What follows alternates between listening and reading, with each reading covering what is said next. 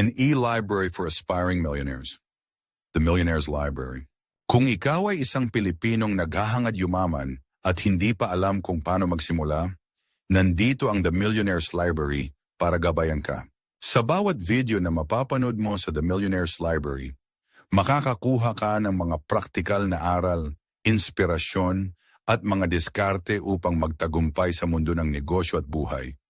Huwag matakot mangarap at magsimula. Kapatid, nakasanayan mo na bang umutang kahit hindi mo naman talaga siya kailangan? O, di kaya nasweldo ka naman, pero wala nang natitira at kadalasan lagi ka pa rin kapos. Tara alamin natin ang mga dahilan kung bakit ka pa rin mahirap hanggang ngayon. Pero bago ang lahat, huwag kalimutang i-follow, i-subscribe, at i-hit ang notification bell para lagi kang updated sa mga bagong videos na ilalabas ng The Millionaire's Library. Simulan na natin, ito ang 5 dahilan kung bakit ka pa rin mahirap hanggang ngayon. Number 1, hindi marunong maghawak ng kaperahan. Maraming tao ang sumusweldo pero laging walang natitira. Kapag may pera, gastusin agad. Ang tanong, saan napupunta ang pera mo? Napupunta ba ito sa mga bagay na kailangan o sa luho lamang? Ano ang solusyon? Matutong mag-budget at maglaan ng porsyento ng iyong kita para sa ipon, investments at gastusin.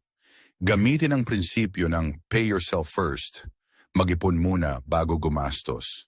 Number 2, utang ng utang kahit hindi kailangan. Marami ang mahilig umutang hindi dahil sa emergency, kundi para lang may panggastos sa luho. Madalas iniisip natin na babayaran ko naman to next sweldo, pero pagdating ng sweldo, kulang na naman. Ano ang solusyon? Iwasan ang utang kung hindi naman talaga kailangan. Gumawa ng plano para mabayaran ang mga utang at huwag mangutang para ipambayad lang sa ibang utang. Magkakapatong-patong lang yan pag nagkataon. Number 3, takot subukan ang magnegosyo at mag-invest. Maraming tao ang gustong yumaman, pero takot sumubok ng bagong paraan para kumita. Iniisip nila, paano kung malugi o paano kung hindi ito mag-work? Kaya naman, imbes na sumubok, mas pinipili nilang manatili sa komportableng sitwasyon kahit hindi ito nakakatulong sa pag-asenso. Number 4, masyadong maluho at walang disiplina sa pera. Marami ang inuuna ang bisyo, gadgets, at mamahaling gamit kahit hindi naman ito kailangan.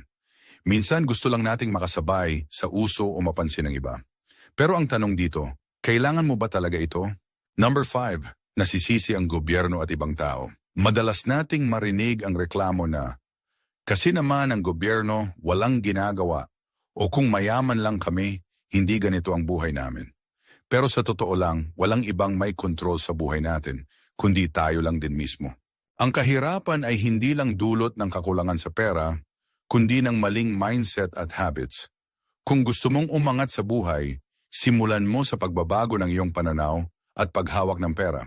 Huwag kalimutang i-follow, i-subscribe, at i-hit ang notification bell para lagi kang updated sa mga bagong videos na ilalabas ng The Millionaire's Library. Sa bawat video na mapapanood mo sa The Millionaire's Library, makakakuha ka ng mga praktikal na aral, inspirasyon, at mga diskarte upang magtagumpay sa mundo ng negosyo at buhay. Huwag matakot mangarap at magsimula. An e-library for aspiring millionaires.